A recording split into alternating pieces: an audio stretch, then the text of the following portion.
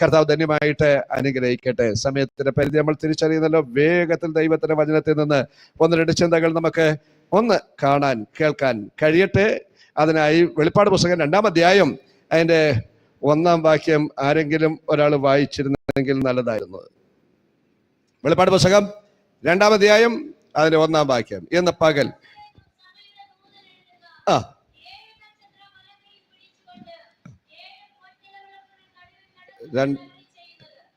മതി. എഫെസോസിലെ സഭയുടെ ദൂതൻ എഴുതുക എന്ന് പറഞ്ഞ് നല്ല സുന്ദരമായി അതിന്റെ 1 മുതൽ 7 വരെയുള്ള വാക്യം വായിക്കണ്ട.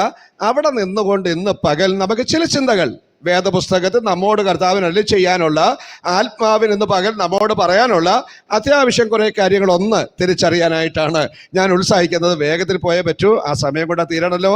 The message of the church of Ephesus. Ephesus സഭയ്ക്ക് ദൈവം കൊടുക്കുന്ന ഒരു ഭയങ്കര സന്ദേശമാണ്. വെളിപ്പാട് പുസ്തകത്തിന്റെ ആരംഭം തന്നെ എങ്ങനെയാണ്? യേശു ക്രിസ്തുവിന്റെ വെളിപ്പാട്. മറന്നുപോലെ, യേശു ക്രിസ്തുവിന്റെ വെളിപ്പാട് എന്നാണ്. വെളിപ്പാട് എന്ന വാക്കിന്റെ അർത്ഥം തന്നെ അപ്പോകാലിപ്സിസ് എന്ന് പറയുന്ന ഒരു വാക്കാണ്. അപ്പോ എന്ന് പറഞ്ഞാൽ എവേ ഫ്രം ദൂരത്ത്. കാലുസോസ് എന്ന് പറഞ്ഞാൽ വെയിലിംഗ്, അതായത് മറ നീക്കി പ്രദർശിപ്പിക്കുക. വെളിപ്പാട് അപ്പോകാലിപ്സിസ് എന്ന് പറഞ്ഞാൽ മറ നീക്കി ചിലതിനെ കാണിക്കുക, വെളിപ്പെടുത്തുക, അനാച്ഛാദനം ചെയ്യുക. എന്നെയും നിങ്ങളെയും ചിലത് കാണിച്ചു തരിക, മറഞ്ഞിരുന്നതിനെ മറ മാറ്റി നമ്മുടെ മുൻപിലേക്ക് കൊണ്ടുവരുന്ന അതുല്യമായ അർത്ഥവ്യാപകമായ ആ വാക്ക് ഇന്ന് പകൽ നമുക്ക് ഏറ്റെടുക്കാൻ കഴിയട്ടെ. Praise the lord. ചിലതിനെ ഇന്ന് പകൽ ദൈവം മറന്നീക്കി നമ്മെ കാണിക്കാനായിട്ട് തയ്യാറാകട്ടെ. Revealing of God's will to us. Revealing, ദൈവത്തിന്റെ ഉദ്ദേശം നമ്മളെ കാണിക്കുക എന്നുള്ളതാണ്. നമ്മളോടുള്ള ദൈവത്തിന്റെ പദ്ധതി.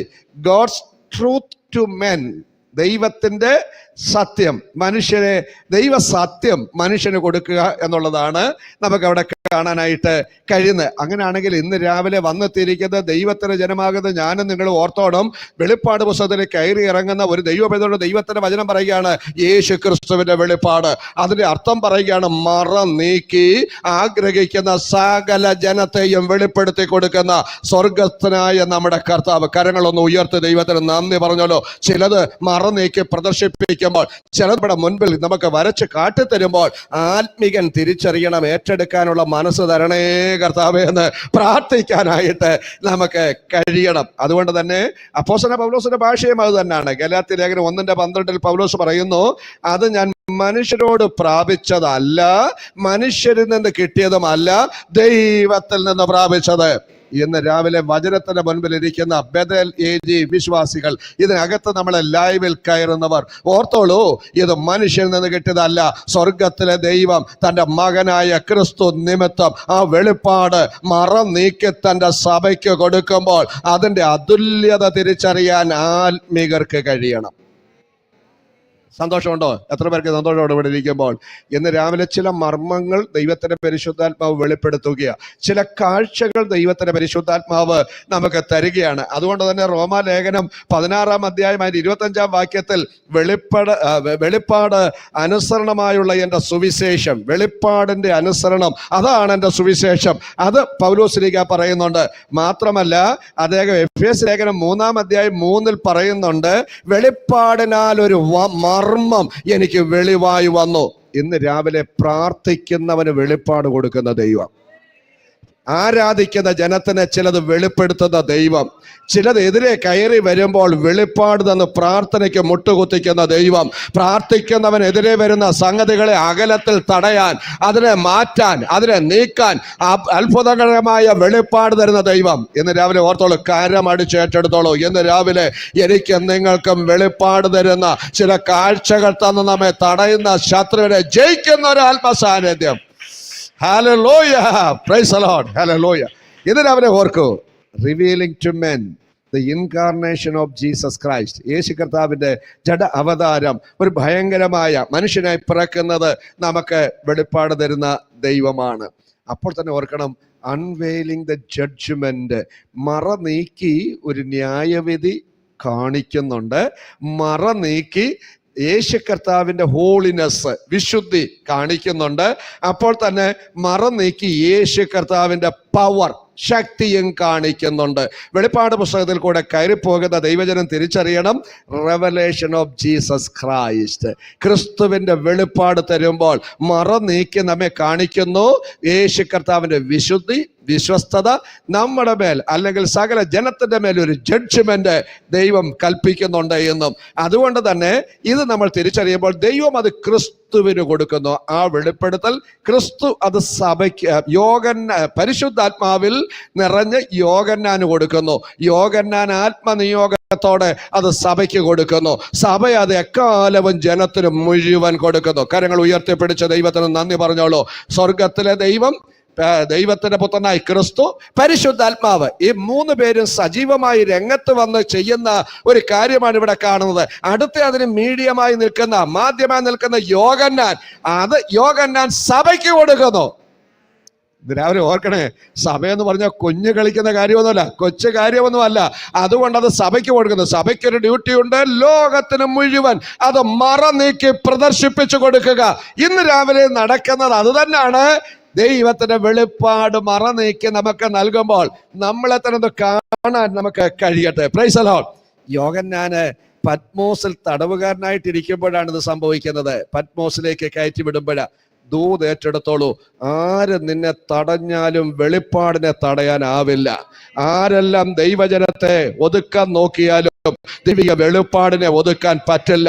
ആരെല്ലാം ദൈവജനത്തെ തടയാൻ നോക്കിയാലും അവന്റെ മേൽ വരുന്ന വെളിപ്പാടിനെ, അവന് കൊടുക്കുന്ന ദൈവിക പ്രകാശനത്തെ, അവന് കൊടുക്കുന്ന കൃത്യമായ ഹല്ലേലൂയ ദൈവിക ശക്തിയെ തടയാനാവില്ല. സന്തോഷമുള്ളവർ കരങ്ങളൊന്ന് ഉയർത്തി ഒരു തകർപ്പൻ ഹല്ലേലൂയ. എനിക്കൊത്തിരി സന്തോഷമാണ്. കഠിനമായ പ്രതിസന്ധി വരുമ്പോഴും, കഠിനമായ വേദന വരുമ്പോഴും, കഠിനമായ എതിർപ്പ് വരുമ്പോഴും, ശക്തന്മാർ എതിർത്തു നിൽക്കുമ്പോഴും ആത്മീകൻ തിരിച്ചറിയണം, ഒരുവൻ എനിക്ക് വെളിപ്പാട് തരാൻ തയ്യാറാണ്. അവനൊന്ന് വെളിപ്പെടുത്തിയാൽ അതിനെ തടയാൻ ഇവിടുത്തെ ഒരുത്തനും കഴിയില്ല. ആത്മീകന്റെ അകത്തളത്തിൽ മനസ്സിലാകണം, ചിലത് മറ നീക്കി പ്രദർശിപ്പിക്കുമ്പോൾ, ചിലതിനെ മാറ്റി ചില കാഴ്ചകൾ നമുക്ക് തരുമ്പോൾ, സ്വർഗീയ വെളിപ്പാട് നമുക്ക് തരുമ്പോൾ, കരയുന്നവന് കിട്ടുന്ന വലിയ ദൈവിക വെളിപ്പാട്, പട്ടിണി കിടക്കാൻ പോകുന്നവന് കിട്ടുന്ന വെളിപ്പാട്. ഇന്ന് രാവിലെ നിങ്ങൾ എൻ്റെ കൂടെ ഉണ്ടോ? പ്രാർത്ഥിച്ചാൽ വെളിപ്പാട് ദൈവം തരുമെന്ന് വിശ്വസിക്കുന്ന എത്ര പേരിനകത്തുണ്ട്? ഒരുപാട് ആത്മീകർ നിലനിൽക്കുന്നത് അവൻ പ്രാർത്ഥിച്ച് പ്രാപിച്ച വെളിപ്പാടിന്റെ വെളിച്ചത്തിലാണ്. ഇന്ന് രാവിലെ ഓർത്തോണം, ആരെല്ലാം വേദനിക്കുമ്പോഴും സാരമില്ല മോനെ, നിന്റെ വേദന ഇത്ര ദിവസത്തേക്കേ ഉള്ളൂ, അത് കഴിയുമ്പോൾ ഞാൻ നിന്നെ മാറ്റി, ഞാൻ നിന്നെ പുറത്തു കൊണ്ടുവരുന്ന ദൈവമാണെന്ന് പറഞ്ഞ് പുറത്തു കൊണ്ടുവന്ന് മാനിക്കുന്ന ഒരു ദൈവമുണ്ടെങ്കിൽ ഇന്ന് രാവിലെ വെളിപ്പാട് പുസ്തകത്തിൽ, വെളിപ്പാടിൽ കൂടെ യോഹന്നാൻ പറയുകയാണ്, കഷ്ടത വെളിപ്പാടിന് തടസ്സമല്ല, ബുദ്ധിമുട്ട് വെളിപ്പാടിന് തടസ്സമല്ല, പട്ടിണി വെളിപ്പാടിന് തടസ്സമല്ല. ഏതെല്ലാം പ്രതിസന്ധി ഉണ്ടെങ്കിലും അതിന്റെ നടുവിൽ വെളിപ്പാട് തന്നതാണ് ജനത്തെ നടത്തുന്ന ദൈവം.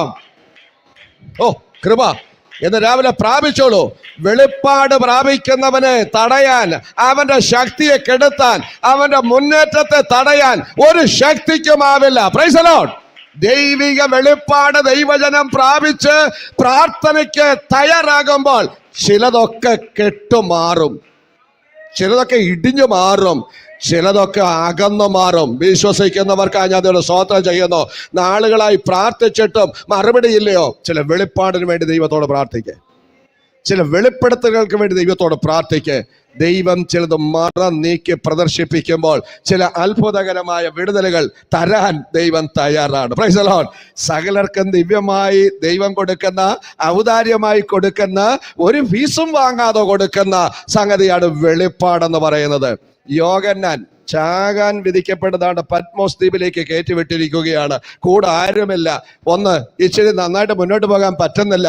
മരണം മുഖാമുഖം കണ്ട് കിടക്കുമ്പോൾ അവന് മറ്റാരും കൂടെ ഇല്ലെങ്കിലും ദൈവിക വെളിപ്പാട് വരുന്നു. രാവിലെ വെളിപ്പാട് പ്രാപിക്കുന്ന ജനത്തെ ഒതുക്കാനാവില്ല.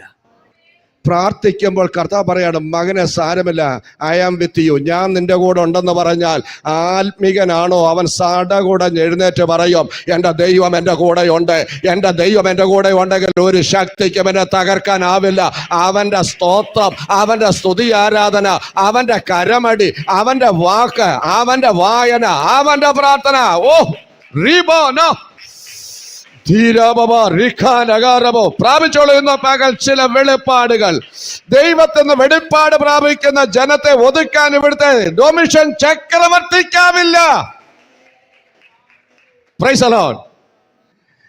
ചുരുക്കത്തിൽ നാം സൂക്ഷ്മമായി പരിശോധിച്ചാൽ നമുക്ക് അവിടെ കാണാൻ കഴിയുന്നത് വെളിപ്പാട് പുസ്തകം സകല തിയോളജിയുടെയും ആവിർഭാവമാണ്. വെളിപ്പാട് പുസ്തകത്തിൽ പറയാത്ത ഒരു തിയോളജിയുമില്ല.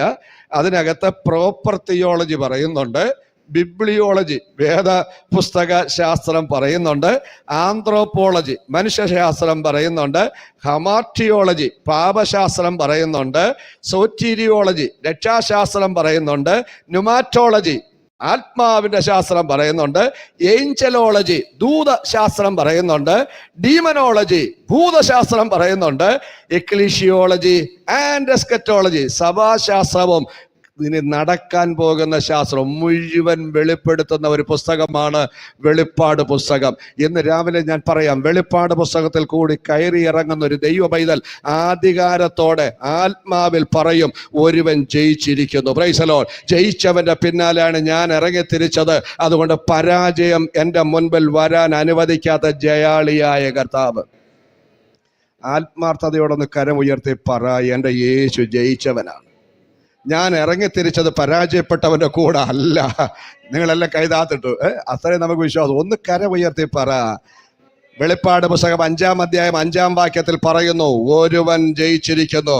അറുക്കപ്പെട്ട കുഞ്ഞാട് കാൽവറി ക്രൂശിൽ അടക്കപ്പെട്ട് മരിച്ച് അടക്കി ഉയർത്തെഴുന്നേറ്റ ഒരുവനെ പറഞ്ഞിട്ട് പറയുകയാണ്, അവൻ മാത്രമാണ് ജയിച്ചവൻ. ഇന്ന് രാവിലെ ആലയത്തിൽ ആരാധനയിൽ വന്നിരിക്കുന്ന ദൈവജനം പറ, പരാജയപ്പെട്ടവന്റെ കൂടെ അല്ല ഞാൻ ഇറങ്ങിയത്. എൻ്റെ ജയം എൻ്റെ യേശുവിന്റെ ജയമാണ്. ഹല്ലേലൂയ. അങ്ങനെയെങ്കിൽ എഫെസോസ് ആസിയയിലെ ഒരു പ്രധാന തുറമുഖമാണ്. Greatest city of Asia Minor, ഒരു ഭയങ്കര സിറ്റിയാണ്. ആ ആസ്യയുടെ അതായത് എഫെസോസ് എന്ന് പറയുന്ന ആസിയയുടെ വിളക്കെന്നോ ആസിയയുടെ വിപണിയെന്നോ ആസിയയിലെ മായാച്ചന്തയെന്നോ അർത്തമീസ് ദേവിയുടെ ക്ഷേത്രം ഇരിക്കുന്ന സ്ഥലമെന്നോ ക്ഷുദ്രപ്രയോഗത്തിന്റെ ഈറ്റില്ലമെന്നോ ക്രൈം കുറ്റകൃത്യങ്ങളുടെ ഒരു ഭയങ്കര സ്ഥലമെന്നൊക്കെ പറയാവുന്ന സ്ഥലമാണ് ഈ എഫെസോസ്. ഭയങ്കര ഒരു പട്ടണമായിരുന്നു. നമുക്കറിയാം, യോഹന്നാന്റെ ശിഷ്യന്മാർ, സ്നാപക യോഹന്നാന്റെ ശിഷ്യന്മാർ അവിടെ ചെന്ന് സുവിശേഷം പറഞ്ഞെന്നും സഭ ആരംഭിച്ചെന്നും ഒരു ചരിത്രം. എന്നാൽ അതിനുശേഷം അവിടേക്ക് അപ്പൊല്ലോസ് അവിടെ പോയി താമസിച്ചു, താൻ പ്രവർത്തിച്ചു. പൗലോസ് അവിടെ പോയി താമസിച്ച് പ്രവർത്തിച്ച് സഭയുടെ സകല ചിത്രവും മാറ്റി ആത്മാവിൽ ആരാധിക്കുന്ന അതിബൃഹത്തായ ഒരു വലിയ സഭയായിട്ടത് മാറുന്നു. അത് കഴിഞ്ഞ് യോഹന്നാൻ ആ സഭയുടെ മൂപ്പനായി മാറുന്നു. ആ സഭയുടെ മൂപ്പനായി യോഹന്നാൻ. നോക്കാന്റെ ചിത്രം.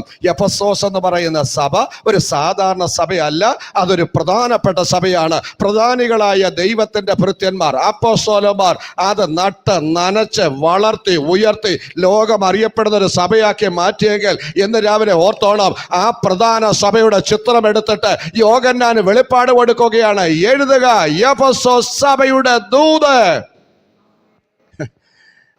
നിങ്ങൾക്ക് മനസ്സിലായി എന്തുകൊണ്ടും പ്രാധാന്യം അർഹിക്കുന്ന ഒരു സഭ, എങ്ങനെയും എവിടെയും പ്രാധാന്യം അർഹിക്കുന്ന. അതുകൊണ്ടാണ് വെളിപ്പാട് പുസ്തകം 2:1 മുതൽ 7 വരെയുള്ള ഭാഗങ്ങളിൽ എഫെസോസ് സഭയുടെ ദൂതന് എഴുതുക. എഫെസോസ് സഭ, അതിന്റെ അർത്ഥം എന്നാണെന്നറിയാം. എഫെസോസ് അയഞ്ഞ ഒരു വല്ലാത്ത ഘട്ടം. നമുക്കൊരു വിഷമം തോന്നില്ലേ, അയഞ്ഞു പോയി. അല്ല, അങ്ങനെയാണ് 7 സഭയുടെ ദൂത വരുന്നത്. തുറമാനമായിട്ട് 7 സഭയാണ് ഞാൻ നിങ്ങളെ പഠിപ്പിക്കാൻ പോകുന്നത്. 7 സഭയിലെ ആദ്യത്തെ സഭ എഫെസോസ് സഭ. സഭയുടെ ഒരു ചിത്രം ഞാൻ നിങ്ങളുടെ കയ്യിൽ തന്നു. ആ ചിത്രം നിങ്ങൾ തിരിച്ചറിയണം. അവിടെ നിന്നുകൊണ്ട് മനസ്സിലാക്കണം എഫെസോസ് സഭ. അർത്ഥം എന്താണ്? അയഞ്ഞത് കൊണ്ട് എന്തിനു കൊള്ളാം? ഹലോ, ഇവിടെ ഉണ്ടോ നിങ്ങള്? ഒരയ കെട്ടി, നല്ല ഒന്നാം വലിച്ചു കെട്ടിയതാ, പക്ഷെ അതങ്ങ് അയഞ്ഞു പോയി. അതിലാരെങ്കിലും തുണി ഇടുവോ? തുണി ഇടുന്നത് നടക്കണം അല്ലേ? ഇതുപോലെയാണ്, അയഞ്ഞതിനെ കൊണ്ട് കൊള്ളില്ല. അതുകൊണ്ട് ഈ സഭയുടെ അർത്ഥം എന്നാണ്? അയഞ്ഞത്. ഞാൻ ചില യാഥാർത്ഥ്യത്തിലേക്ക് കയറുകയാണ്. ചില കാര്യങ്ങൾ അവിടെ പരിശുദ്ധാത്മാവ് നമ്മെ കാണിക്കുന്നു. എന്തുകൊണ്ടും പ്രാധാന്യം അർഹിക്കുന്നതാണെങ്കിലും സഭ എന്താണ്? അയഞ്ഞ സഭയാണ്. 5 ഭാഗമായിട്ട് ഈ 7 വാക്യത്തെ നമ്മൾ തിരിക്കാൻ പോവുകയാണ്. 2-ാം അധ്യായം 1-ാം വാക്യം വായിക്കുന്നവർ മാത്രം വായിക്കുക, ബാക്കിയുള്ള ഇവിടെ കേൾക്കുക. അവിടെ ഇട്ടിട്ടുണ്ടോ? ഇട്ടിട്ടുണ്ട്. അത് നോക്കിയിരിക്കുന്നോണ്ട് കുഴപ്പമൊന്നുമില്ല. പക്ഷേ വായിക്കുന്നത് അകത്തേക്കൊന്ന് കയറണം. വായിച്ചോളൂ. എഴുതുക,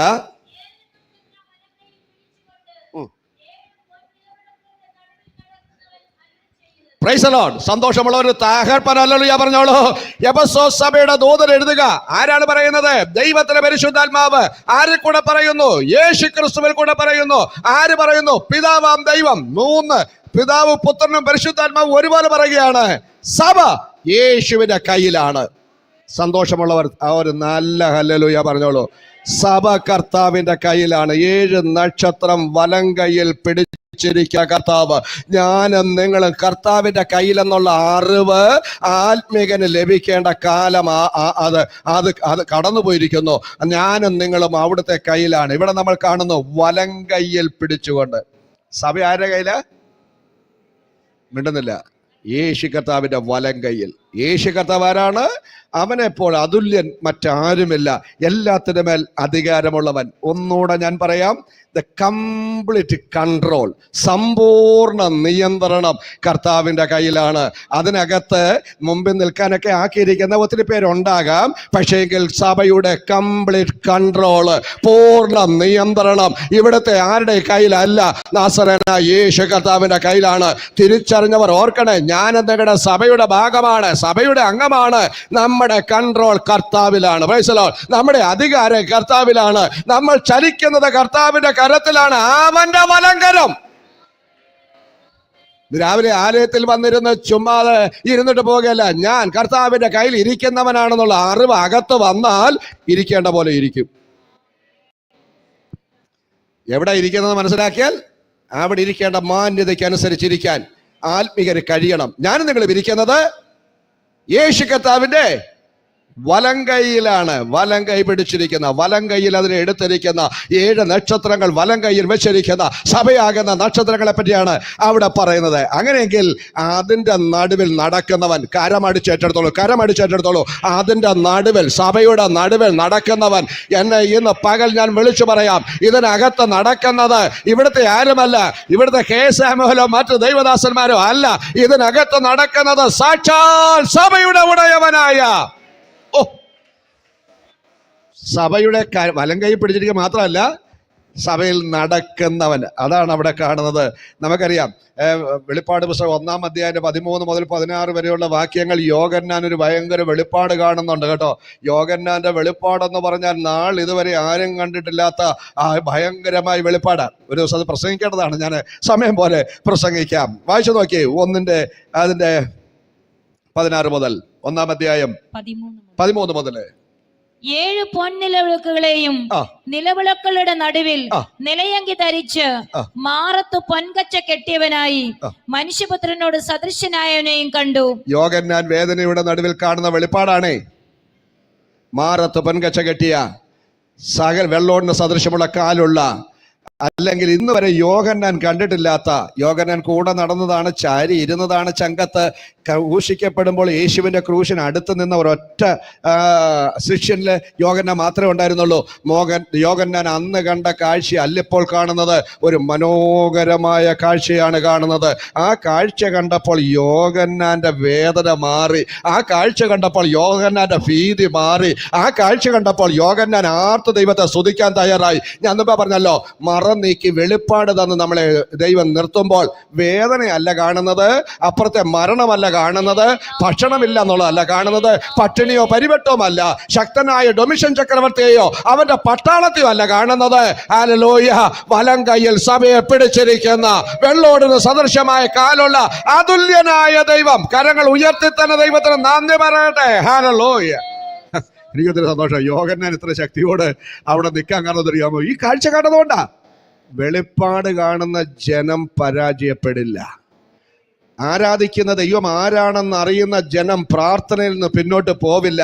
നമുക്കവിടെ കാണാൻ കഴിയുന്ന മഹനീയമായ കാഴ്ചയാണ് വിശ്വാസവും വിശുദ്ധിയും വിശ്വസ്തതയും പാലിക്കുന്ന യോഹന്നാനെ അവിടെ നമുക്ക് കാണാൻ കഴിയുന്നു. അരുളി ചെയ്യുന്നവൻ, 2:1 അരുളി ചെയ്യുന്നവൻ, വലം കയ്യിൽ പിടിച്ചുകൊണ്ട്, അല്ലെങ്കിൽ കംപ്ലീറ്റ് കൺട്രോൾ ഉള്ളവൻ, സമ്പൂർണ്ണ നിയന്ത്രണം ഏറ്റിരിക്കുന്നവൻ. സഭയുടെ സമ്പൂർണ്ണമായ നിയന്ത്രണം അവന്റെ കയ്യിലാണ് എന്ന് അവൻ വിളിച്ചു പറയുന്നു. അതാണ് അതിന്റെ 1-ാമത്തെ ഭാഗം. സഭ ഇവിടെ ആരുടെ അല്ല. സഭയിൽ വരുന്നവർ ഓർത്തോണേ, ഇത് അസംബ്ലി സഭയുടെ സഭയുടെ പേരൊക്കെ ഉണ്ട്, പക്ഷേ ഇത് ദൈവത്തിന്റെ സഭയാണ്. സഭ ദൈവത്തിൻ്റെതാണെങ്കിൽ സഭയുടെ ഉത്തരവാദിത്വം ദൈവത്തിനാ. സഭയിൽ വരുന്നവരുടെ ഉത്തരവാദിത്വം ദൈവത്തിനാ. സഭയിൽ വരുന്നവർ തിരിച്ചറിയണം, ഞാൻ എൻ്റെ ദൈവത്തിൻ്റെതാണെന്നുള്ള അകത്തളത്തിലുള്ള അറിവുണ്ടായിരിക്കണം. അപ്പൊ അതിനനുസരിച്ച് ജീവിക്കാനുള്ള ഒരു അവന്റെ കയ്യിലിരുന്നോണ്ട് വേല കാണിച്ചാൽ അവനെ ദൂരെ കളയും. ദൈവ കരങ്ങളിലിരുന്ന് ദൈവസഭയ്ക്ക് യോജിക്കാത്ത എന്ത് ചെയ്താലും അവൻ സഭയുടെ, പക്ഷെ കെ സാമുവേലാണെ കളയത്തില്ല, ഇരിക്കട്ടെ എന്ന് പറഞ്ഞ് വെച്ചോണ്ടിരിക്കും. പക്ഷെ കർത്താവിന് അങ്ങനെ മുഖപക്ഷമൊന്നുമില്ല. അവന്റെ കയ്യിൽ ഇരുന്നു കൊണ്ട് അവൻ ഇഷ്ടമില്ലാത്ത കാര്യം ചെയ്താൽ അവൻ കയ്യിൽ നിന്നിട്ട് ദൂരെ കളയും. വിഷമമുണ്ടോ? എന്നോട് ആർക്കും വിഷമം തോന്നല്ലേ?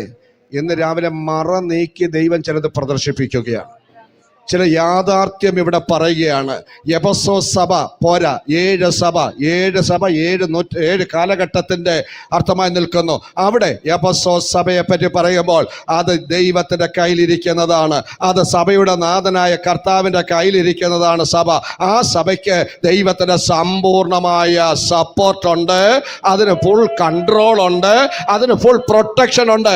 അങ്ങനെയാണെങ്കിൽ പറ, എന്നെ പ്രൊട്ടക്ട് ചെയ്യുന്നത് ഇവിടുത്തെ ആരുമല്ല, എന്നെ സൂക്ഷിക്കുന്നത്, എന്നെ സംരക്ഷിക്കുന്നത്, എന്റെ മുന്നോട്ടുള്ള ഗമനാഗമനത്തെ ത്വരിതഗതിയിലാക്കുന്നത്, എന്റെ ശത്രുവിനെ മാറ്റി ജയം തരുന്നത് എന്റെ നാഥനായ കർത്താവാണ്. ഇന്ന് ചിലരുടെയൊക്കെ ചെയ്യുന്നതറിയോ? 2 കൈയടിച്ച് പാട്ട് പാടി പാടുന്നതോ? ആര് 2 കൈയടിച്ച് പാട്ടും പാടി പാടുള്ളതാണ്.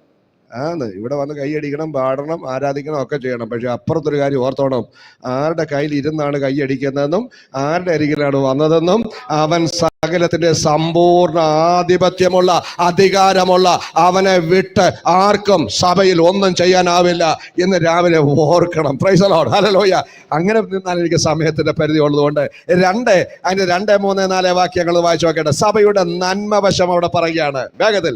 ഞാൻ നിന്റെ പ്രവൃത്തിയും പ്രയത്നവും സഹിഷ്ണുതയും കൊള്ളരുതാത്തവരെ നിനക്ക് സഹിച്ചുകൂടാഞ്ഞതും അപ്പോസ്തലന്മാരല്ലാതിരിക്കെ തങ്ങൾ അപ്പോസ്തലന്മാർ എന്ന് പറയുന്നവരെ നീ പരീക്ഷിച്ച് കള്ളന്മാർ എന്ന് കണ്ടതും നിനക്ക് സഹിഷ്ണുതയുള്ളതും നിന്റെ നാമനിമിത്തം നീ സഹിച്ചതും തളർന്നു പോകാഞ്ഞതും ഞാൻ അറിയുന്നു.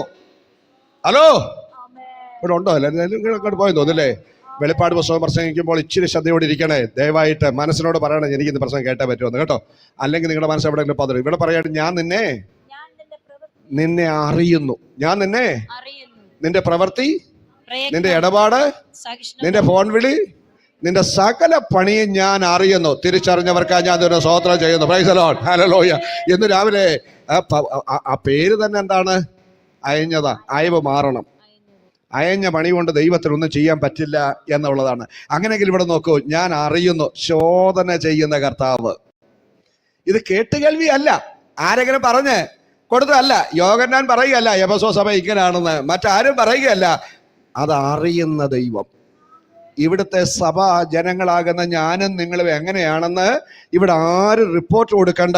അവന്റെ കയ്യിലിരിക്കുന്നവരെ മുഴുവൻ അവൻ അറിയാം.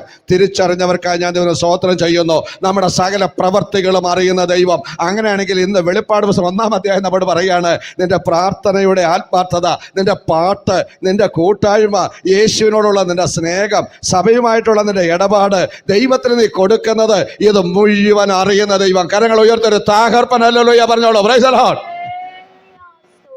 സ്ഥിരമായിട്ട് ആരാധിക്ക് താമസം വരുന്നെങ്കിൽ അറിയുന്ന ദൈവം. പ്രാർത്ഥന ചുമ്മാ മുടക്കുന്നെങ്കിൽ അറിയുന്ന ദൈവം. പ്രാർത്ഥനയ്ക്ക് വന്നാലും വെറുതെ ഇരിക്കുകയാണെങ്കിൽ അറിയുന്ന ദൈവം.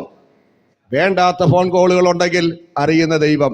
വേണ്ടാത്ത ഇടപാടുകൾ ഉണ്ടെങ്കിൽ അറിയുന്ന ദൈവം. ഇന്ന് രാവിലെ ഓർക്കണേ, സഭയ്ക്കകത്ത് വരുന്നവൻ ഞാനും നിങ്ങളും ഒരുപോലെ ഓർക്കണം. സഭയുടെ അംഗങ്ങളാണ് ഞാനും നിങ്ങളും. സഭയുടെ നാഥൻ കർത്താവാണ്. അസംബ്ലീസ് ഓഫ് ഗോഡാണെങ്കിലും ഇത് കർത്താവിന്റെ സഭയാണ്. അതിനകത്ത് വരുന്നവരെ പറ്റി ദൈവത്തിന്റെ പരിശുദ്ധാത്മാവ് വളരെ ആത്മാർത്ഥമായി ആത്മാവിൽ പറയുകയാണ്, ഞാൻ നിന്നെ അറിയുന്നു. ഞാൻ നിങ്ങളുടെ അങ്ങനെ പറഞ്ഞ ആ ഭാഷ എന്നെ അറിയാമെന്ന് ചോദിക്കും അല്ലേ? നിങ്ങൾ എൻ്റെ തോന്നു വന്ന് ചോദിച്ചാൽ നിങ്ങൾക്ക് എന്നെ അറിയാമെന്ന് ചോദിക്കും. പക്ഷേ ഈ കർത്താവിൻ്റെ അടുത്ത് അമ്മ അതിന് പണിയൊന്നും നടക്കില്ല.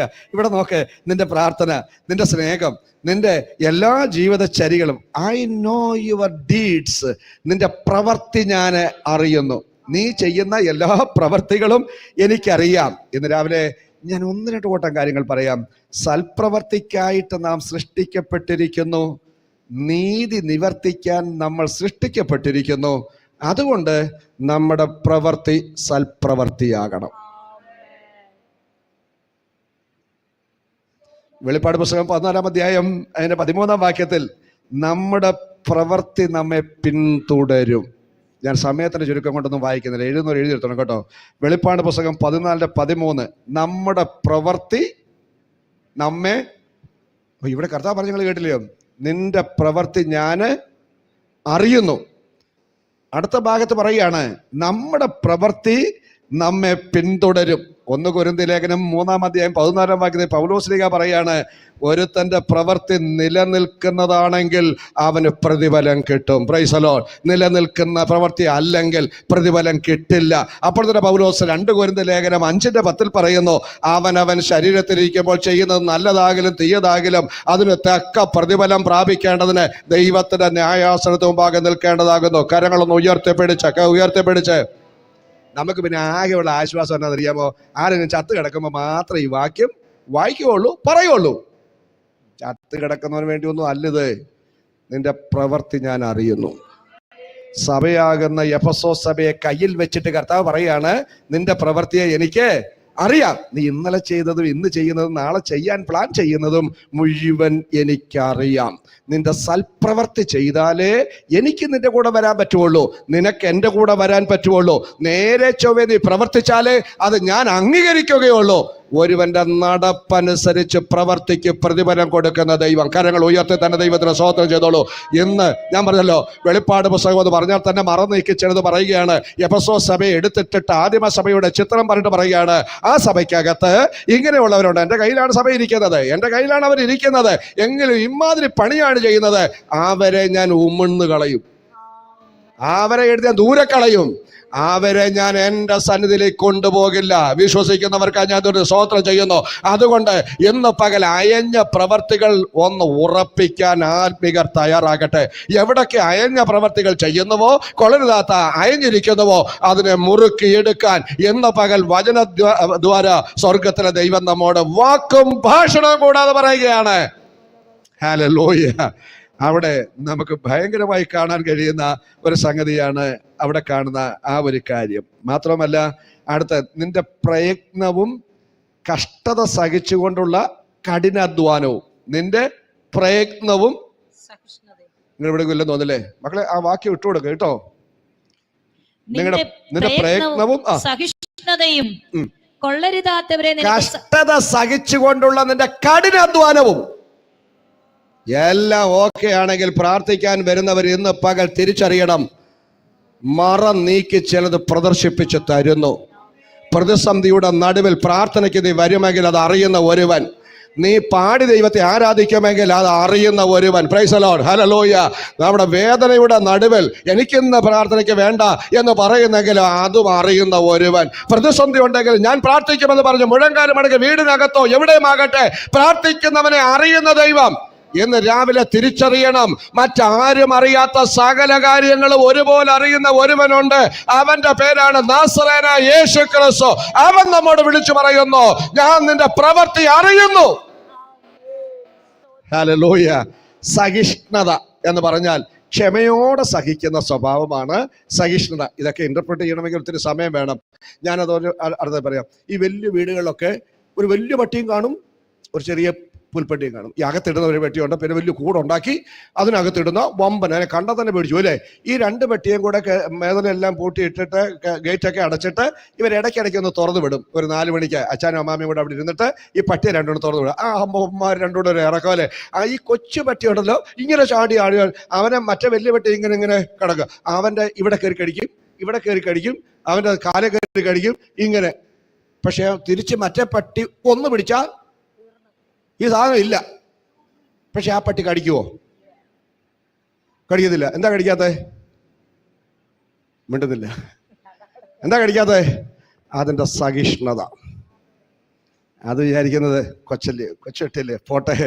ഇന്ന് രാവിലെ ഓർത്തോടെ, സഹിഷ്ണുത ഇല്ലാത്തവനൊന്നും അവിടെങ്കിലും ചെന്ന് കയറാൻ പറ്റില്ല. സഹിഷ്ണുതയില്ലാത്തൊരു സഭയുടെ അംഗമാണെന്ന് പേര് കാണുമായിരിക്കും ഫേസ്ബുക്കിൽ. അവിടെ ഒരു ബുക്കുണ്ടേ. ഇവിടെ മാത്രമാണോ ബുക്ക്? ഇല്ല, അവിടെ ഒരു ബുക്കുണ്ട്. അതിനകത്ത് പേരില്ലെങ്കിൽ ബേഥേലേജിയുടെ എത്ര നല്ല ബുക്കിനകത്ത് പേരുണ്ടെങ്കിലും ഒരു ഗുണവുമില്ല. നിങ്ങൾ പേടിച്ചു പോയി തോന്നല്ലേ? ഞാനിന്ന് രാവിലെ ഇത് എന്തിനാ പറയുന്നത് ചോദിച്ചത്, നമ്മുടെ പ്രവൃത്തി നമ്മൾ നന്നാക്കണം. നല്ല പ്രവൃത്തി ചെയ്യാൻ നമുക്ക് കഴിയണം. സഹിഷ്ണുത ഉണ്ടാകണം. ആരെങ്കിലും എന്തെങ്കിലും പറഞ്ഞ ചാടി രണ്ടിനെ പിടിക്കാന്നുള്ളതല്ല, സഹിഷ്ണുതയോടെ പോകാൻ.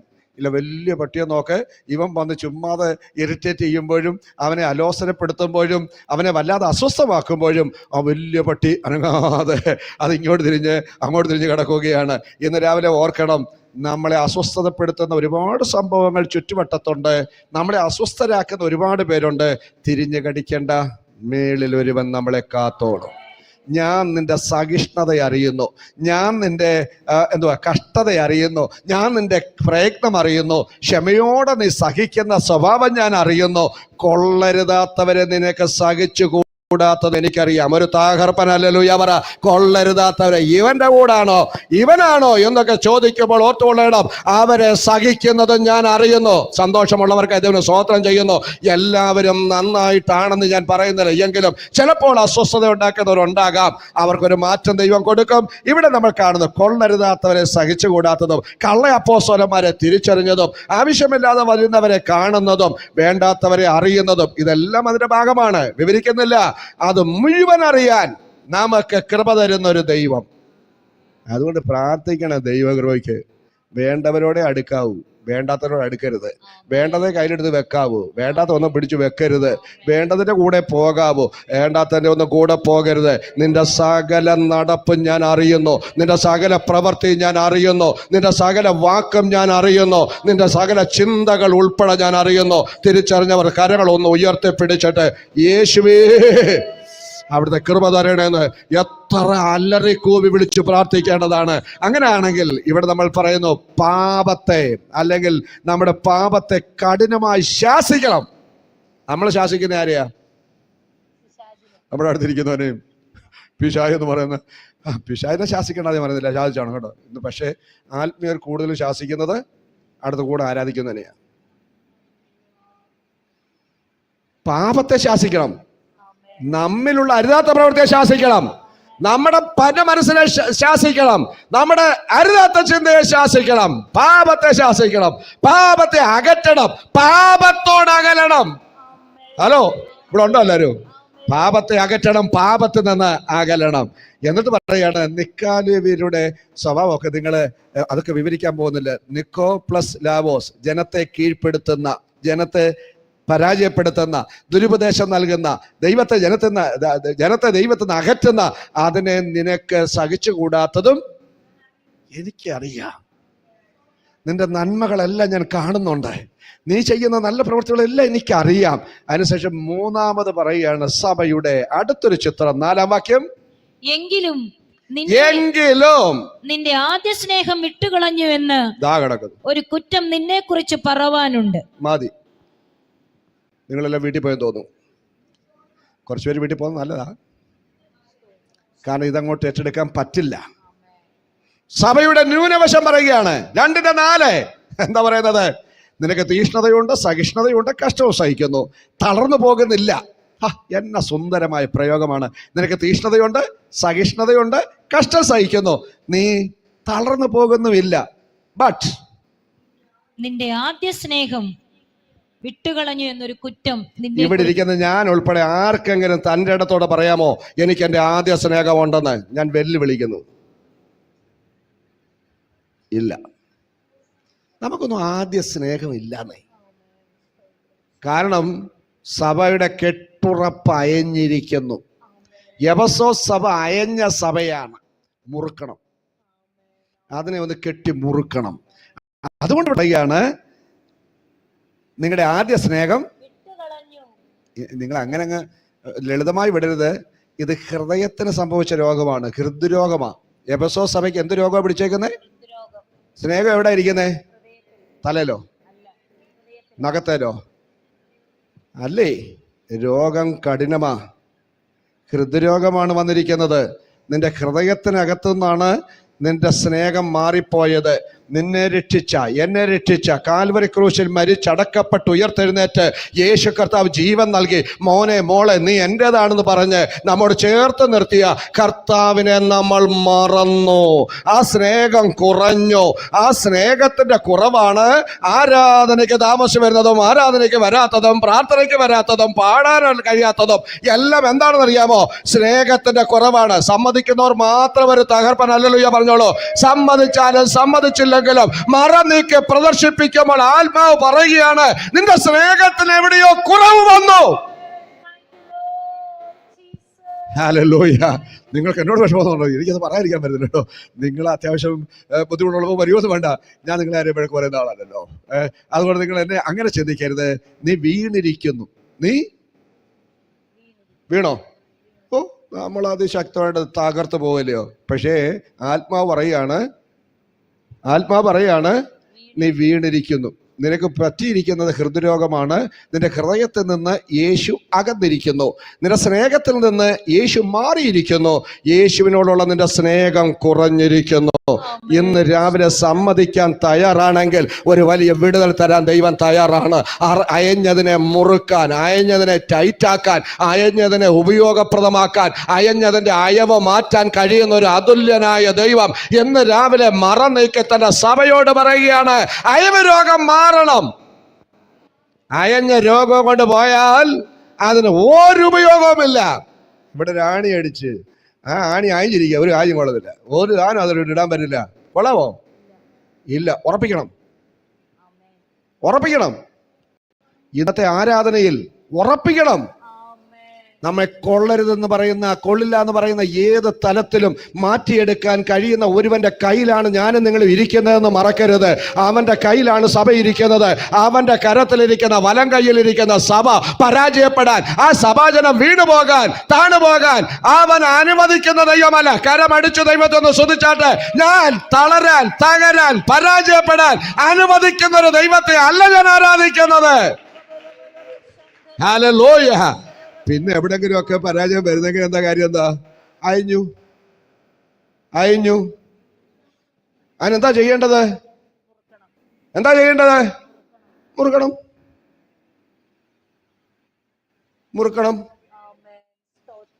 ദൈവത്തിന് കൊടുക്കാനാണോ അയഞ്ഞത്? മുറുക്കണം. ദൈവത്തോട് പ്രാർത്ഥിക്കുന്നതിനാണോ അയഞ്ഞത്? മുറുക്കണം. ദൈവത്തെ പാടി ആരാധിക്കുന്നതാണോ അയഞ്ഞത്? മുറുക്കണം. അടുത്തവനെ സ്നേഹിക്കുന്നതിലാണോ അയഞ്ഞത്? മുറുക്കണം. ലാഘവബുദ്ധിയോടെ കേക്കല്ലേ. ഞാനും നിങ്ങൾ എത്ര ഭയത്തോടെ ദൈവത്തെ സേവിക്കണം. ഞാനും നിങ്ങൾ എത്ര കൃത്യതയോടെ ദൈവത്തിന്റെ കൂടെ പോകണം. ഞാനും നിങ്ങളുമായിരിക്കുന്ന സഭ കർത്താവിൻ്റെതാണ്. അവന്റെ വലം കരത്തിൽ ഇരുന്നു കൊണ്ട് എന്ത് ചെയ്താലും, ഏത് തരത്തിലുള്ള പ്രവൃത്തി ചെയ്താലും അവിടെ പറയുന്നു, ഞാൻ നിന്റെ പ്രവൃത്തി അറിയുന്നു. ആരാ പറയുന്നത്? കേസമോനല്ല. ഞാൻ നിന്റെ അറിയാവുന്നവൻ, സകലവും അറിയുന്നവൻ. ഇന്ന് രാവിലെ കർത്താവിനെ നമുക്ക് പൊട്ടനാക്കാൻ പറ്റില്ല. പക്ഷെ നമ്മളെല്ലാവരും എന്താ ചെയ്യുന്ന അറിയാമോ? നമ്മൾ എന്താ ചെയ്യുന്നത്? കർത്താവിനെ പൊട്ടനാക്കുക. മാറ്റുവിൻ ചട്ടങ്ങളെ. കർത്താവിനെ നമുക്ക് അകറ്റി നിർത്താനാവില്ല എന്ന തിരിച്ചറിവ് ഉണ്ടാകണം. ഇവിടെ നോക്കൂ, യേശു ക്രൂശിൽ സഹിച്ചത് മറന്നു. യേശു നമ്മെ സ്നേഹിച്ചത് മറന്നു. യേശു നമുക്ക് സകലവും തന്നത് മറന്നു. സ്നേഹത്തിൽ നിന്നകന്നു. പണി നടക്കില്ലേ. സ്നേഹം കുറഞ്ഞാൽ അവിടുത്തെ സ്നേഹം കുറയും. അങ്ങോട്ട് സ്നേഹിക്കാൻ നമ്മെ അധികാരപ്പെടുത്തിയിരിക്കുകയാൽ സ്നേഹത്തിൽ നിൽക്കാൻ സഭ തയ്യാറാകണം. സ്നേഹിക്കാത്ത സഭ യേശുവിൻ്റെ സഭ അല്ല. സോദരൻ, എന്നാൽ 1-2 ചിന്തകൾ കൂടെ ഞാൻ പറയാം. സഭ എങ്ങനെ ആയിരിക്കണം? യാക്കോബിന്റെ ലേഖനം 1-4 നിങ്ങൾ കുറവില്ലാത്തവരും തികഞ്ഞവരും സമ്പൂർണതയുള്ളവരും സ്ഥിരതയുള്ളവരുമാകണം. 1-4 യാക്കോബിന്റെ ലേഖനം 1-4 വായിക്കണ്ട. എഴുതുന്ന ആരാണ്ടൊക്കെ ഉണ്ട്, അതുകൊണ്ട് ഞാൻ പറഞ്ഞെന്നുള്ളൂ. നിങ്ങൾ കുറവില്ലാത്തവരാകണം, നിങ്ങൾ തികഞ്ഞവരാകണം, സമ്പൂർണരാകണം, സ്ഥിരതയുള്ളവരാകണം. സന്തോഷമുള്ളവർ മാത്രം ഒന്ന് സ്വതന്ത്രം ചെയ്തോളൂ. സ്വോത്രമൊക്കെ പോകും. ഞാൻ ഇനിയും പറയുമ്പോഴത്തേക്ക് മുഴുവൻ സ്വോത്രവും പോകും കേട്ടോ. എനിക്കാണെന്ന് വെച്ചാൽ സ്വോത്രം കേട്ടാലേ പ്രസംഗിക്കാൻ ഒരു സുഖമുള്ള ആളാണ്. പക്ഷെ എന്നാലും ഇന്ന് ഒരു സുഖമില്ലെങ്കിലും ഞാൻ ഇത് പ്രസംഗിക്കുകയാണ്. 1 കൊരിന്ത്യർ 1:8 കർത്താവിൻ്റെ നാളിൽ അവൻ നിന്നെ ഉറപ്പിക്കും. കർത്താവിൻ്റെ അരികിലേക്ക് ഇത് ചെന്നാൽ അവൻ നിന്നെ, അപ്പം അയഞ്ഞത് മാറാൻ എന്ത് ചെയ്യണം? കർത്താവേ സോറി, അയഞ്ഞു പോയി, എന്നെ വന്ന് ഉറപ്പിക്കണേ. ഉറപ്പിക്കുമോ? വിശ്വസിക്കുന്ന എത്ര പേരുണ്ട്? ഇന്ന് രാവിലെ ചിലരെ ഉറപ്പിക്കുന്ന ദിവസമാണ്, ചില ഉറപ്പിന്റെ ദിവസമാണ്. നിന്നെ ഒന്ന് ഉറപ്പിച്ചാൽ നീ ഓർത്തോളൂ, നിനക്കെതിരെ നിൽക്കുന്ന ശത്രു അയഞ്ഞു മാറാൻ പോകുകയാണ്. നീ ഉറയ്ക്കുമ്പോൾ, നിന്നെ കർത്താവ് ഉറപ്പിക്കുമ്പോൾ, നിന്റെ മേലൊരു ഉറപ്പ് കർത്താവ് തരുമ്പോൾ, നിന്നെ ചേർത്ത് നിർത്തുമ്പോൾ, നിന്നോട് എതിർക്കുന്ന സകല ശത്രുവും അയഞ്ഞു മാറുവാൻ. ഓ ഹല്ലേലൂയ. അത് നമുക്കറിയാം. 1 കൊരിന്ത്യർ 1:8 അപ്പോസ്തലൻ പൗലോസ് പറയാണ്. അദ്ദേഹം തന്നെ ഫിലിപ്പി ലേഖനം 1:9-10 പറയാണ്, നിങ്ങളുടെ സ്നേഹം. ഒന്ന് വായിച്ചാട്ടെ, ഫിലിപ്പിയർ 1:9-10 ഉണ്ടോ? ഒന്ന് വേഗം വായിക്കും. 1-2 വാക്കുകൂടെ വായിച്ചാലേ പറ്റുള്ളൂ. വേഗം. എന്ത് ആൾക്കാർ? ഫിലിപ്പി ലേഖനം 1:9-10 സ്നേഹം മേൽക്കുമേൽ പരിജ്ഞാനത്തിലും സകല വിവേകത്തിലും വർദ്ധിച്ചു വന്നിട്ട് നിങ്ങൾ ഭേദാഭേദങ്ങളെ വിവേചിച്ച് നിങ്ങളുടെ സ്നേഹം വർദ്ധിച്ചു വരണം. അങ്ങനെ സ്നേഹം വർദ്ധിക്കുമ്പോൾ നിങ്ങൾ ഭേദാഭേദങ്ങളെ തിരിച്ചറിയാൻ എന്നും ക്രിസ്തുവിന്റെ നാളിലേക്ക് നിർമ്മലന്മാരും, ക്രിസ്തുവിന്റെ നാളിലേക്ക് നിർമ്മലരും, ഇടർച്ചയില്ലാത്തവരും ദൈവത്തിന്റെ മഹത്വത്തിനും പുകഴ്ചയ്ക്കുമായിട്ട് യേശുക്രിസ്തുവിനാൽ നീതിഫലം നിറഞ്ഞവരുമായി തീരണം. യേശുക്രിസ്തുവിനാൽ നീതിഫലം നിറഞ്ഞവരുമാകണം. കരങ്ങളൊന്ന് ഉയർത്തിപ്പിടിച്ചോളൂ. കരം താഴ്ത്തിയിടരുത്. എല്ലാവരും കരമൊന്ന് ഉയർത്തിപ്പിടിച്ചാട്ടെ. ഇന്ന് രാവിലെ പൗലോസ് ശ്ലീഹ സഭയോട് പറയുകയാണ്, നീതിഫലത്തിൽ നിറഞ്ഞു വരണം. ബാക്കിയുടെ അടുത്തോടെ കൈ താത്തരുത്. ഒന്ന് പുറത്ത് പിടിച്ചോളൂ, ഒന്ന് ഉയർത്തി പിടിച്ചോളൂ. നീതിഫലം നിറഞ്ഞവരുമായി തീരണമെന്ന് ഞാൻ പ്രാർത്ഥിക്കുന്നു. സഹോദരന്മാരെ, എനിക്ക് ഭവിച്ചത് സുവിശേഷന്റെ അഭിവൃദ്ധിക്ക് കാരണമായി തീർന്നു എന്ന് നിങ്ങൾ അറിയുവാൻ ഞാൻ ഇച്ഛിക്കുന്നു. 11 വാക്യം കഴിഞ്ഞോ? ഓക്കെ. അപ്പൊ നിങ്ങളുടെ നിയോഗം ഒന്ന് കര ഉയർത്തിപ്പിടിച്ച് പറ, എനിക്ക് കിട്ടിയിരിക്കുന്ന നിയോഗം ആത്മാർത്ഥമായി എൻ്റെ കർത്താവിനെ സ്നേഹിക്കാനാണ്. പൗലോസിലേക്ക് അവിടെ പ്രാർത്ഥിക്കുക, ഒരു ഭയങ്കര പ്രാർത്ഥനയാണ്. നിങ്ങൾ നീതിബലത്തിൽ നിന്ന് മാറിപ്പോകരുത്, നിങ്ങളിൽ നീതിബലം ഉണ്ടാകണം. ഒരു ഹല്ലേലൂയ പറഞ്ഞോളൂ. ജീസസ്. താത്തിട്ടുള്ളൂ കൈ. നീതിബലം നിറയാതെ പറ്റില്ല. കൊലോസ് ലേഖനം 1:12 പറയുന്നു, ഇരുട്ടിൽ നിന്നും നിങ്ങളെ വെളിച്ചത്തിലേക്ക് കൊണ്ടുവന്നിരിക്കുകയാൽ നിങ്ങൾ വീണ്ടും ഇരുട്ടിലേക്ക് പോകരുത്. അയവിന്റെ രോഗം മാറണം. വെളിച്ചത്തിൽ വരുന്നവനെ അയഞ്ഞതാണെങ്കിൽ അവനെ ഉറപ്പിക്കുന്ന ഒരു ദൈവം, വെളിച്ചത്തിന്റെ ദൈവമാണ് നമ്മുടെ ദൈവം. ഇന്ന് രാവിലെ അതെല്ലാം വായിക്കണമെന്നുണ്ടെങ്കിലും വായിക്കാൻ സമയം പോരാ. ഞാൻ നിങ്ങളോട് പറയാം, സ്നേഹം കുറഞ്ഞാൽ വീണ് പോകും. Price the Lord. സ്നേഹം കുറഞ്ഞാൽ വീണുപോകും. ഇവിടെ പറയാണ്, നിങ്ങൾ വീണിരിക്കുന്നു, നിങ്ങൾ അയഞ്ഞിരിക്കുന്നു, നിങ്ങൾക്ക് ഹൃദ്രോഗമാണ് വന്നത്, സ്നേഹമാണ് മാറിയിരിക്കുന്നത്, എന്നോടുള്ള സ്നേഹം നിങ്ങൾക്ക് കുറഞ്ഞിരിക്കുന്നു. എന്റെ കയ്യിൽ നിങ്ങൾ ഇരിക്കുന്നത് കൊണ്ട് എനിക്കറിയാം നിനക്ക് എന്തുമാത്രം സ്നേഹമുണ്ട്. നേരത്തെ പോലെ അല്ല, നീ രക്ഷിക്കപ്പെട്ട നാളിലെ പോലെ അല്ല, അന്നത്തെ നിന്റെ ആരാധന പോലെ അല്ല ഇന്നത്തെ നിന്റെ ആരാധന, അന്നത്തെ പ്രാർത്ഥന പോലെ അല്ല, നിനക്ക് അന്നത്തെ ജീവിതചര്യ അല്ല. സകലത്തിലും മാറ്റം. കാരണം സ്നേഹത്തിൽ നിന്ന് പോയി. സ്നേഹത്തിൽ നിന്ന് വരുവിൻ, സ്നേഹത്തിലേക്ക് തിരിച്ചെത്താനായിട്ട് അവിടെ പറയുകയാണ്. 4ാമത് അതിൻ്റെ ഒരു പ്രബോധനമാണ്. വെളിപ്പാട് 2:5. നീ ഏതിൽ നിന്ന് വീണിരിക്കുന്നു എന്ന് ഓർത്ത്. ഹലോ കേൾക്കണേ, നീ ഏതിൽ നിന്ന് വീണിരിക്കുന്നു. കേസാമോണ്ട് വേണ്ട നിങ്ങളുടെ തലേ കൈവച്ച് പറയാം ഏതെന്നൊക്കെ വീണിരിക്കുന്നത്. പക്ഷെ ഇന്ന് ഞാൻ അതല്ല ചെയ്യുന്നത്. വചനപ്രകാരം വിളിച്ചു പറയുന്നു, മറ നീക്കി പറയുന്നു, വീണിരിക്കുന്നവൻ മടങ്ങി വരണം. വീണിടത്ത് കിടന്നാൽ നീ പോക്ക, വീണിടത്തൊന്ന് എഴുന്നേക്കണം. സന്തോഷമുള്ള എത്ര പേരുണ്ട്? Praise the Lord.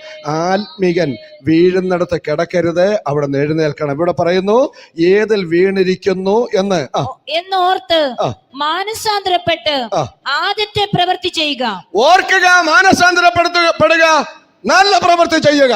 അവിടെ 3 കൂട്ടം കാര്യങ്ങളാണ് പറയണത്. ഓർക്കണം എവിടെ വീണിരിക്കുന്നു, എന്നിട്ട് ഓർക്കണം, മാനസാന്തരപ്പെടണം. അടുത്തത് നല്ല പ്രവൃത്തി ചെയ്യണം. Price the Lord.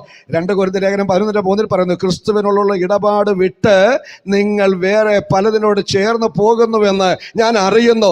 സഹോദരങ്ങളെ, മടങ്ങി വരണമെന്ന് അവിടെ അപ്പോസ്തലനായ പൗലോസ് സ്നേഹത്തോടെ അവരെ വിളിക്കുകയാണ്. 1 യോഹന്നാന്റെ 3-ാം അധ്യായം 18-ാം വാക്യത്തിൽ പറയുന്നു, നാവിനാലും വാക്കിനാലും അല്ല, സത്യത്തിലും പ്രവൃത്തിയിലും ആയിരിക്കണം. നാവിനാലും വാക്കിനാലും അല്ല. നാവും വാക്കുമൊക്കെ എന്നെ വേണം പറയും. ഞാൻ 24 മണിക്കൂറും പ്രാർത്ഥിക്കുകയാണെന്ന് പറയും. എനിക്കിപ്പോൾ ചോറുണ്ടാൻ പോലും സമയമില്ല, അങ്ങ് 24 മണിക്കൂറും പ്രാർത്ഥന എന്നൊക്കെ നാവ് പറയും. ചുമ്മാ കുഴപ്പമാണ്. ഇവിടെ പറയുകയാണ്, അമ്മാതിരി പണിയൊന്നും എൻ്റെ കയ്യിൽ ഇരുന്നുകൊണ്ട് വേണ്ട. ഹലോ, മറ നീക്കിയെന്ന് പകൽ പരിശുദ്ധാത്മാവ് പ്രദർശിപ്പിക്കുകയാണ്, വെളിപ്പെടുത്തുകയാണ്. എൻ്റെ കയ്യിൽ ഇരുന്നുകൊണ്ട് അമ്മാതിരി പണിയൊന്നും വേണ്ട. നീ എവിടെ ഇരിക്കുന്നത്? നീ കുറെ കൂടി ഈ പണി തുടരുകയാണ്, ഞാൻ ദൂരെ കളയും. ഞാൻ കളഞ്ഞാൽ നിന്റെ കാര്യം പോക്കാം. പക്ഷെ നിന്നെ ഞാൻ കയ്യിൽ വെച്ചിരിക്കുകയാണ്. നിന്റെ അയവിന്റെ രോഗം ഒന്ന് മാറ്റാൻ ഞാൻ ഉത്സാഹിക്കുകയാണ്. എന്നിട്ട് അവിടെ പറയുന്നത്, ഓർക്കുക, മാനസാന്തരപ്പെടുക, നല്ല പ്രവൃത്തി ചെയ്യുക, നാവിനാലും വാക്കിനാലും അല്ല, സത്യത്തിലും പ്രവൃത്തിയിലും. സത്യത്തിലും പ്രവൃത്തി അല്ലാഞ്ഞാൽ അപകട മുന്നറിയിപ്പ്. അല്ലാഞ്ഞാൽ trespassers will be prosecuted. അതിക്രമിച്ച് കടക്കുന്നവരെ അവിടെ ബോർഡ് വെച്ചിരിക്കുകയാണ്. എന്ന് വെച്ചാൽ അതിൻ്റെ അർത്ഥം എന്താ അറിയാമോ? അതിക്രമിച്ച് കടന്നാൽ അപകടമാണ്. ഏത് ബോർഡ് വെച്ചാലും അതിൻ്റെ പിന്നിൽ എന്തോ ഒരാശയമുണ്ട്. ഇവിടെ ഒരു വലിയ അപകട മുന്നറിയിപ്പ്. 2:5 വായിച്ചോളൂ. അല്ലാഞ്ഞാൽ ഞാൻ വരികയും നീ മാനസാന്തരപ്പെടാഞ്ഞാൽ നിന്റെ നിലവിളക്ക് അതിന്റെ നിലയിൽ നിന്ന് നീക്കുകയും ചെയ്യും. നിലവിളക്ക് മാറ്റുമെന്ന് പറഞ്ഞാൽ നിന്നെ സഭയിൽ മാറ്റുമെന്ന്. സഭയിൽ നിന്ന് ദൂരെ കളയും. സഭയ്ക്കകത്ത് ഇരിക്കുന്നവന്റെ മേൽ വിളക്കിന്റെ പ്രയോജനം എന്താണ്? വിളക്കിനകത്തേക്ക് എണ്ണ വരണം. കരമുയർത്തി ഒരു ഹല്ലേലൂയ പറഞ്ഞോളൂ. വിളക്കിൽ ഇരിക്കുന്നവന്റെ മേൽ മാത്രമേ, സഭയിൽ ഇരിക്കുന്നവന്റെ മേൽ മാത്രമേ പരിശുദ്ധാത്മാവാകുന്ന എണ്ണ പകരപ്പെടുകയുള്ളൂ. ആ കയ്യിൽ ഇരിക്കുന്നവന്റെ മേൽ മാത്രമേ പരിശുദ്ധാത്മാവാകുന്ന എണ്ണ വരികയുള്ളൂ. ആ പരിശുദ്ധാത്മാവാകുന്ന എണ്ണ വരാത്ത ഒരൊറ്റ വിളക്കും ദൈവത്തിന് ആവശ്യമല്ല. അതിനൊന്നും പ്രകാശിക്കാൻ പറ്റില്ല. എണ്ണയില്ലാത്ത ഒരൊറ്റ വിളക്കെങ്കിലും പ്രകാശിക്കുമോ? പരിശുദ്ധാത്മാവാകുന്ന എണ്ണ എനിക്ക് പകരാൻ കഴിയാത്ത തരത്തിൽ എന്നെ അനുസരിക്കാതെ പ്രവൃത്തി മോശമായി നിങ്ങൾ നടക്കുന്നെങ്കിൽ നിങ്ങളുടെ സ്ഥാനത്ത് നിന്ന് ഞാൻ നീക്കിക്കളയുമെന്നും അതിനെ മാറ്റുമെന്നും പറയുന്ന ആ വലിയ മർമ്മം മറനീക്കി പ്രദർശിപ്പിച്ച് യേശു കർത്താവിന്റെ വചനം നമ്മോട് വിളിച്ചു പറയുന്നു. അല്ല ഞാൻ വരികയും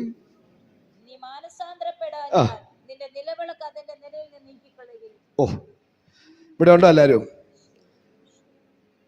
എണ്ണയില്ലാത്ത വിളക്ക് മഴ പെയ്യാത്ത പാടം പോലെയാ.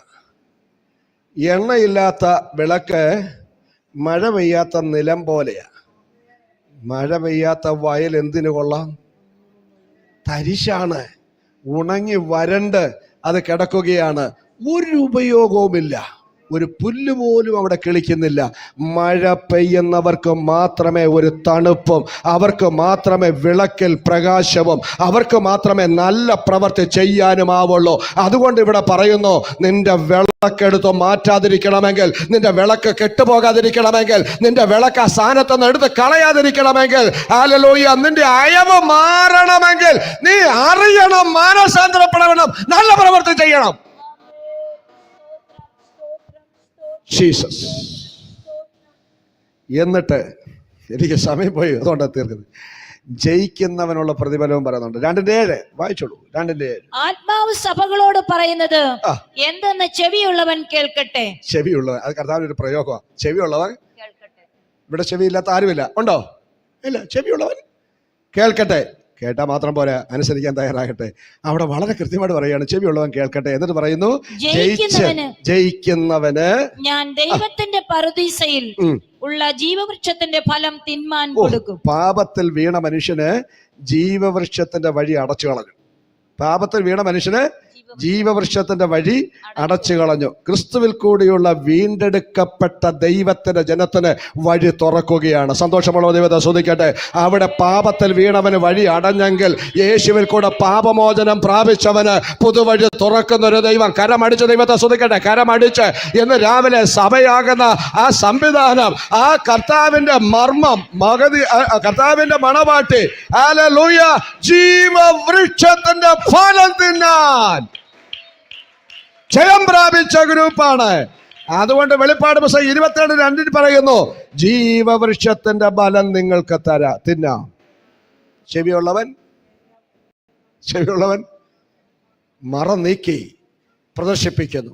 എന്നിട്ട് വിളിച്ചു പറയുന്നു, നിന്റെ അയവിന്റെ രോഗം മാറണം. എവിടൊക്കെ അയഞ്ഞു പോയിട്ടുണ്ടോ, എവിടൊക്കെ നീ പിന്നോട്ട് പോയിട്ടുണ്ടോ, അത് മാറണം. ഏതിൽ വീണിരിക്കുന്നു എന്ന് അറിയണം. ഉറപ്പിക്കുന്ന ഒരു ദൈവം.